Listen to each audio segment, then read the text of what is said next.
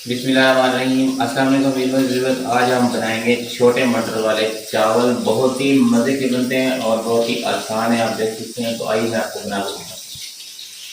जी viewers, इसके बाद हमने प्याज टमाटर एक साथ डाल दिया, ऑयल डाल दिया, उसे हम अच्छी तरह ब्राउन कर लेंगे। इसके बाद लहसुन और अदरक डाल देंगे, हरी मिर्च डाल देंगे, नमक डाल देंगे, लाल मिर्च डाल देंगे। फिर इसके बाद हम इसमें मटर डाल देंगे, छोटे मटर। जी मटर नरम हो चुके हैं, अब आलू डाल देंगे इसमें। इसके बाद इसमें पानी डाल देंगे, पानी उबलना शुरू हो चुका है, अब चावल डाल देंगे इसमें। बिस्मिल्लाह। इसके बाद सब्ज़ धनिया डाल देंगे। जी बस इसका पानी सूख चुका है, अब इसकी गैस है जो ना हम कम कर देंगे बिल्कुल।